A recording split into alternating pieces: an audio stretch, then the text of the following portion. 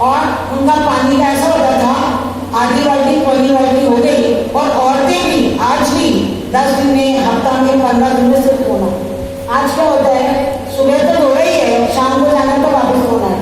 तो वो धोने की बात नहीं है, क्योंकि आज हम अपनी शरीर को सजाने के लिए जो इतना जो पहला व्रत है एंजाम व्रत, हमने उसको ही फेल कर दिया तो आगे के व्रत तो पूरे फेल हो गए।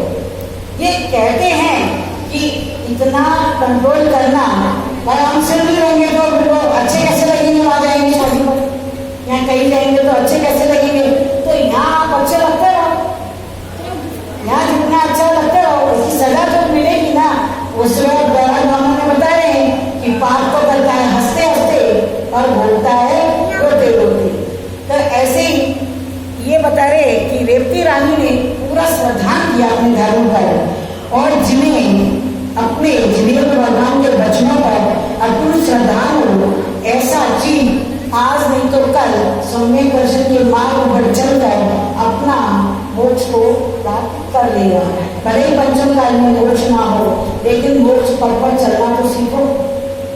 चलने के लिए हमारे को जो हमारे लिए जितनी पाप जो हम करते हैं वो किससे करते हैं? पाप कौन करवाता है हमसे? हमारी कसर। कौन सी? क्रोध। क्रोध आता है तभी हम झूठ, चोरी, हिंसा, झूठ, चोरी, किसी परिग्रह, ये सब हम किसके वश में गूगल करते हैं? क्रोध आएगा तभी कुछ करेंगे। या मान आएगा तो हम जरूर किसी के इसकी उतारनी है, इसकी उतारनी है, इसको ये करना है, इसको वो करना है। तो माया चाहे पैसा कैसे बनाना है, वहां भी बंद करेगा। और लोग के चक्कर में तो ना जाने क्या क्या करेगा। तो ये जो 4 कसाई हैं, ये हमसे सारी क्या करवाती हैं? 5 पाप को करवाती हैं। और इन कसाइयों का और पापों का भाव है मिथ्या। मिथ्या में मेन मिथ्या यही है कि पर को अपने अंदर लेना बार बार। पर से मतलब ये जीव को जानना चाहिए, पर से मेरा कुछ भी होता नहीं, मेरा कुछ भी बिगड़ता नहीं।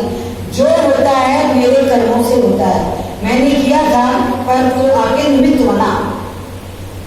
क्या बना? निमित्त बना। और हम निमित्त को तो अलग कर देते हैं और हमारे दिमाग में बस एक ही पिक्चर रहती है, अच्छा किया तो मैंने, बुरा किया तो सामने वाले ने। तो ऐसे ही हमें रेवती रानी की तरह कैसा करना? अपने धर्म पर इतना पक्का श्रद्धा रखना कि हमें दूसरे धर्म की तरफ झांकना भी नहीं चाहिए, सपनों में भी गलती से प्रभावना नहीं करनी चाहिए। अब आज रेवती रानी की कहानी खत्म हुई, कल फिर हम कोई नहीं कर सकते, कोई बात। हम अभी तक चल रहे थे सागर और पल्ले पर।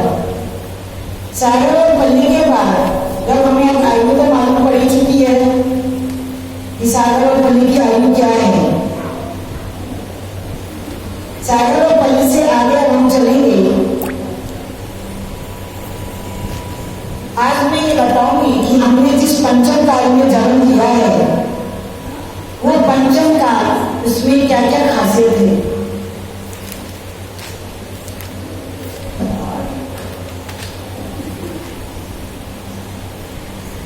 पंचम काल में पहले भी कल बताया था कि 20 कोड़ा कोड़ी सागर का एक कल्प काल होता है। कितने कोड़ा कोड़ी सागर? 20 कोड़ा कोड़ी सागर का। उसके हम 2 भाग करेंगे। उसमें 10 कोड़ा कोड़ी सागर जो है वो सर्पनी, और 10 कोड़ा कोड़ी सागर जो है अब सर्पनी का बनेगा। कल भी बताया था ये पृथ्वी 20 कोड़ा कोड़ी सागर तक ऐसे ही चलती रहेगी। जैसे साल बदलते हैं, कुछ नहीं होता है, कोई चेंज नहीं आता है, ऐसे ही काल बदलने पर कोई चेंज नहीं आएगा। वो जो चेंज आने हैं वो इसी पृथ्वी पर आएंगे। इसी पृथ्वी पर पहला काल है, इसी पर दूसरा होगा, इसी पर 6 काल होंगे। इस समय मुंडाफ सर्पणी का 2 होते हैं, वो सर्पणी और अपसर्पणी। उत माने ऊपर, अब माने नीचे। तो अपसर्पणी अभी हमारा नीचे वाला काल चल रहा है, जिसको कहते हैं अपसर्पणी। अपसर्पणी में क्या क्या होता है? बुद्धि कम हो जाती है, शक्ति कम हो जाती है, क्षयोत्सव कम हो जाता है, आयु, योग्यता, शारीरिक सामर्थ्य, ऊंचाई, मनुष्य रंचों का बाहुबल और ज्ञान ये सब कम होता जाता है। यानी याददाश्त, ऊंचाई, हर चीज जो भी चीज है। और जैसे जैसे उस सर्कल में जाएंगे तो ये धीरे धीरे जो 120 साल की आयु है ये आयु हमारी जो बाकी जाके अगले उसमें चौथे काल में करोड़ों साल की हो जाएगी। अब हम पांचवें काल में इस समय चल रहे हैं। पांचवें काल के अंत में हर पांचवें काल में 21 कौन पैदा होते हैं? कल्कि, और 21 होते हैं उपकल्कि। यहाँ पूरे जैन धर्म में उप जरूर लगाया है, जैसे देवों में भी लगाया है, माने भवनवासी भी, तो उसके भी सब में लगाया है। तो ये जो उपकल्कि और कल्कि होते हैं ये धर्म का विध्वंस करने वाले होते हैं, माने धर्म का नाश करने के लिए आते हैं और नियम से नरक को जाते हैं। जब ये उपकल्कि 21,000 साल में जैसे जैसे 1,000 साल पूरा होगा तब एक कल्कि पैदा होगा और उसकी आयु भी कोई ज्यादा नहीं रहती है, हमारे तरह रहती है। और वो कल्कि उस जो धर्म का विध्वंस करने आता है उसको धर्म को हिला के चला जाता है।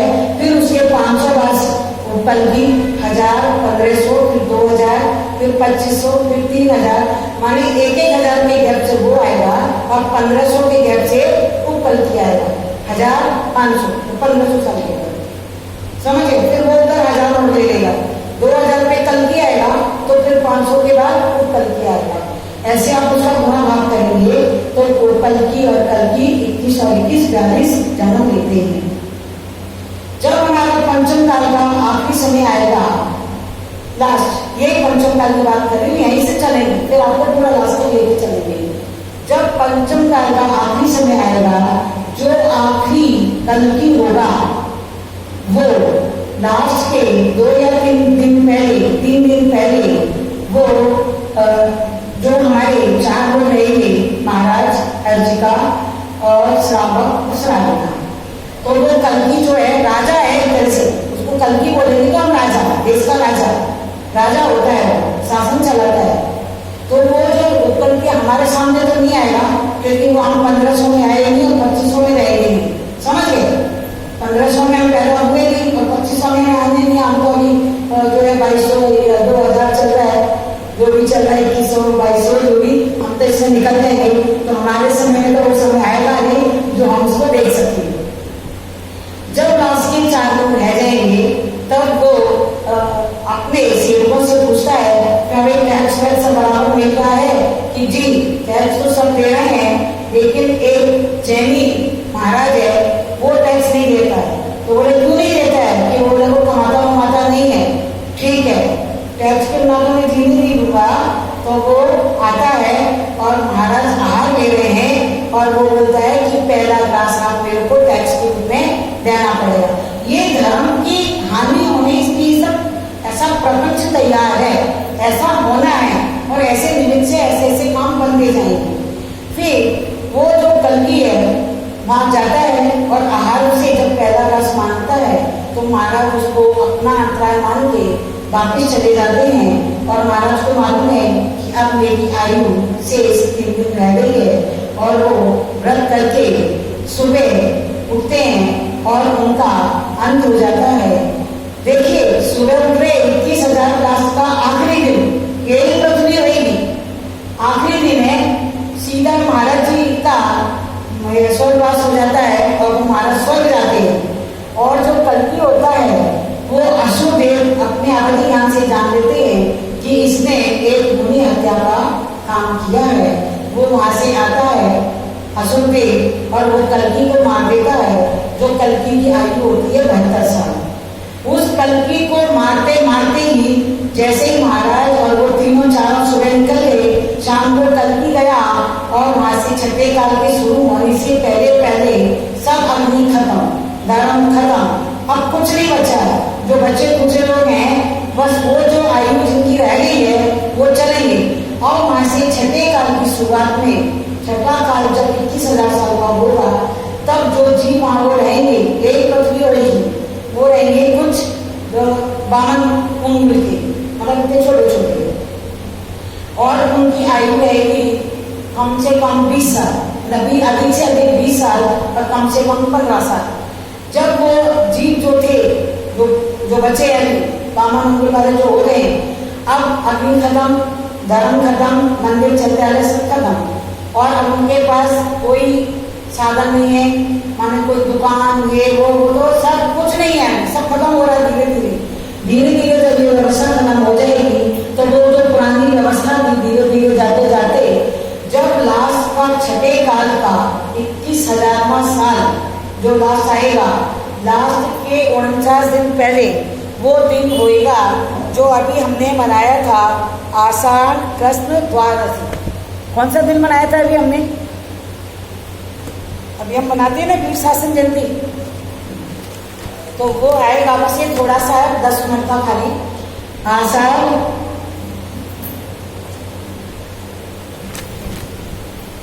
वो पढ़ती हूँ मैं कौन सा दिन है, श्रावण कृष्ण एकम,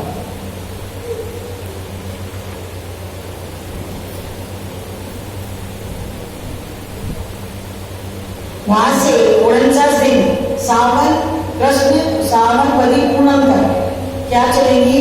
7 दिन बारिश चलेगी। छठा काल का अंत है, 49 दिन बचे हैं, और फिर ये कौन सी बारिश चल रही है?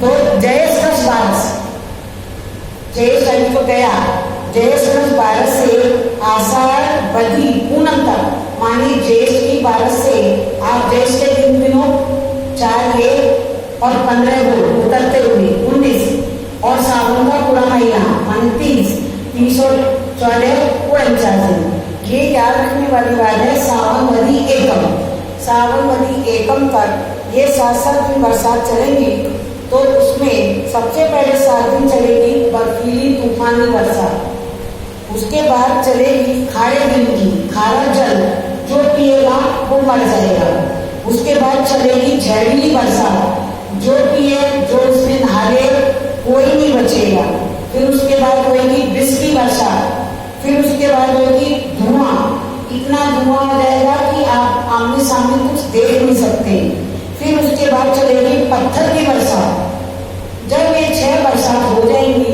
42 दिन, पूरी पृथ्वी मतलब हस्त बस हो रही है, तब 7वें दिन 7 दिन फिर अग्नि की बरसात हो गई, जितना भी जो नुकसान हुआ था, मरे थे जिए थे, वो अग्नि से सारा जल के मिट्टी हो जाए। समझ गए? अब ये छठा काल खत्म हो गया, किस दिन? जिस दिन लास्ट बरसात थी। फिर वही दिन आज काम खत्म हुआ है, सावन बताया ना, सावन बलि पूनम। अब उसके बाद क्या लगेगा? सावन के बाद सावन बलि, हाँ उसके बाद नहीं, ज्येष्ठ से लगा और आषाढ़ तक लगा, आषाढ़ के बाद क्या लग जाएगा? सावन। देखो अभी ध्यान पर आना, अभी आषाढ़ का महीना 30 दिन, भादों के 15 दिन, और ये 4 दिन जो हमारी पंचमी आती है, ये वही पंचमी है। जो अब सावन बलि जो एकम आएगी, इसके बाद सावन और भादों की, सावन बलि एकम से फिर वापिस से 7 बरसातें फिर शुरू होंगी। जब ये छठे काल की बरसात हो रही थी, उस समय क्या हुआ कि यदि ये सारी पृथ्वी नष्ट हो जाती, सारे जीव नष्ट हो जाते, तो ये आगे से ये सब कैसे चलता? ये जो चल रही है उत्पत्ति, ये कैसे चलती, वंश कैसे बनता? तो उसमें से क्या किया कि 72 जोड़े, यानी कुछ वृक्ष के और कुछ मनुष्य के जोड़े विद्याधरों ने विजार पर्वत से आके विजार पर्वत में छिपा दिया। अभी वो सब वहां का नजारा तो मालूम पड़ रहा है कि क्या क्या हो रहा है, वो ऐसे छुप के अंदर बैठ गए। मान लीजिए वो इतने पुण्यात्मा जी थे हमारे जैसे, अभी उनकी कोई आयु ज्यादा बची नहीं होगी, क्योंकि वो अपने आयु तो है 100 के ऊपर 80 के ऊपर, वो जो बचे हुए जीव थे उनको गुफा में रख दिया। और जब फिर वापिस से बरसात चालू हुई, तो फिर सबसे पहले कौन सी बरसात होती है? साधारण जल की, फिर जल के बाद दूध की, फिर दूध के बाद रस की, रस के बाद घी की, फिर अमृत की, फिर पुष्प की। जब इतनी बरसात हो जाती है और सबसे लास्ट में होती है सुगंधित बरसात। जैसे ही सुगंध फैलने लगती है, वो जो जीव छिपे हुए थे वो दौड़ दौड़ के जान बची तो लाखों कहे, भैया 49 दिन बोल वाली, ये 49 और ये 49, माने कितने महीना हो गया? 50-50 पकड़ लो, 100, 30 या 3.25 महीना जो गुफा के अंदर निकाला, और फिर आज हमें कहीं बंद कर दिया जाए और निकाला जाए तो हम क्या करेंगे? खुशी के मारे नाचने लगेंगे।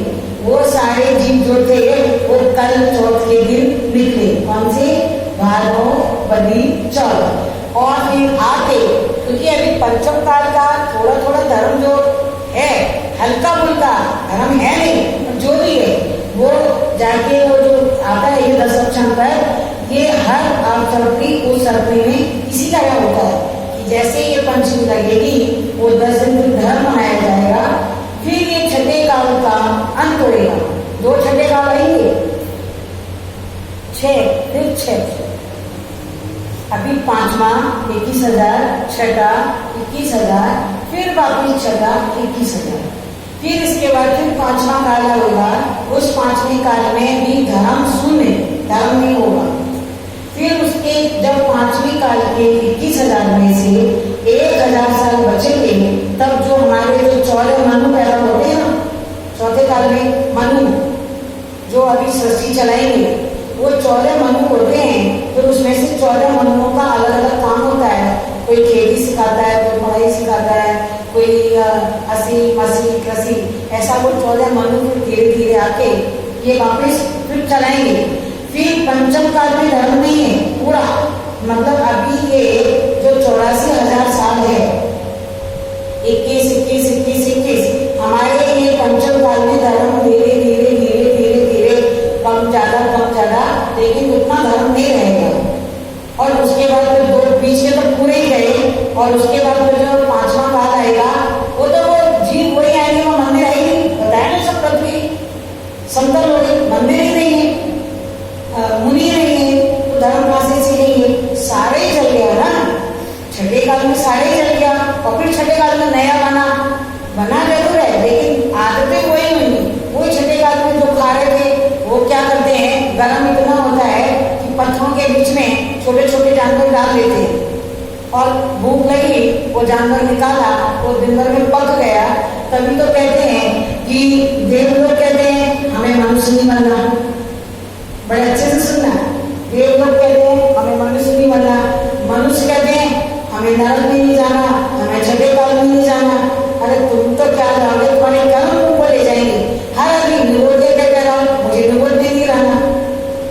देव वाला कह रहा है मैं, क्योंकि देवपति का आदिनाथ के वहां पढ़ते ही है, वहां मत भेजना, भले पेड़ बना दो, वो जो कर्म के दुख है वो हम सहन नहीं करेंगे।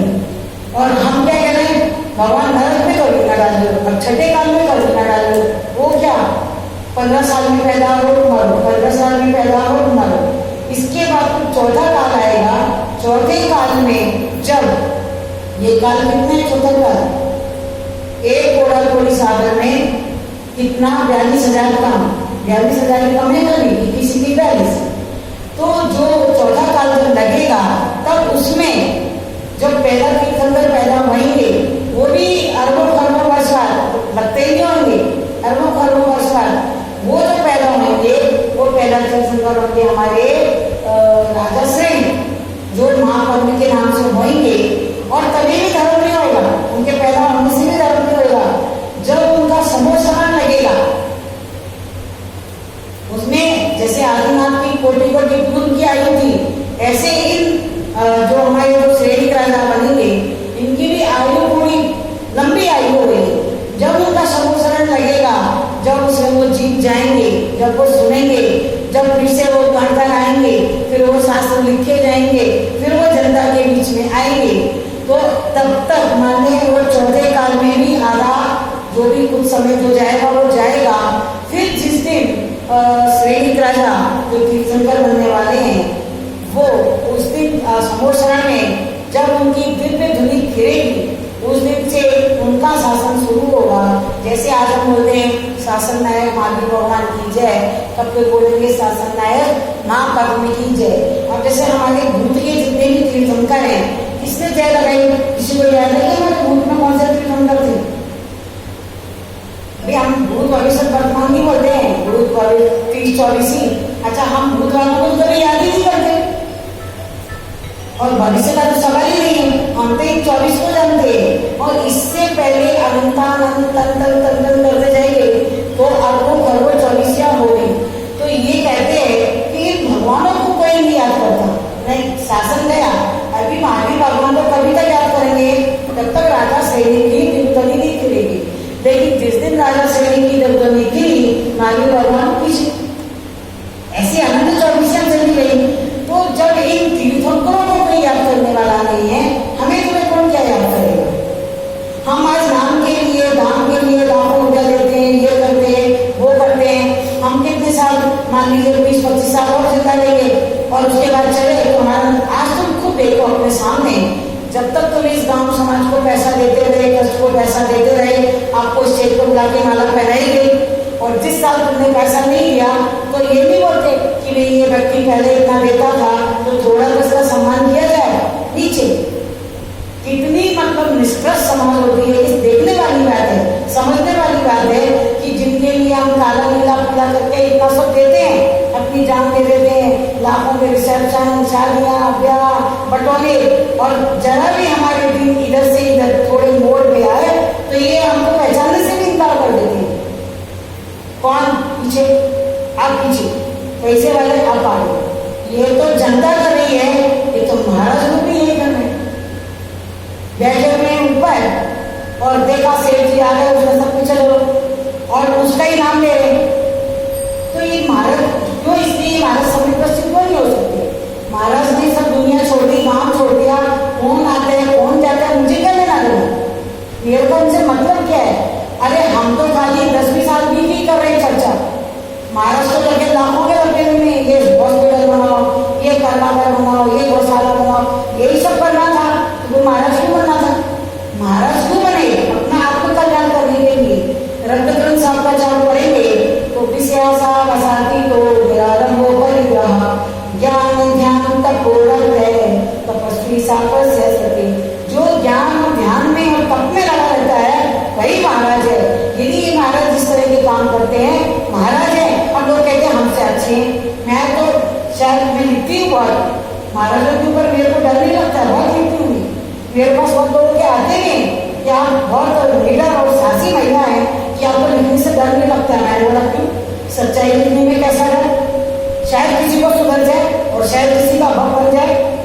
1000 आदमी के पास मेरी पढ़ाई जा रही है 10 ग्रुप में, ना जाने किसके और बहुत लोगों को फर्क आया। मैं जिनको पहचानती भी नहीं हूँ और वो मुझे लिखते हैं कि हम इतना हमारे अंदर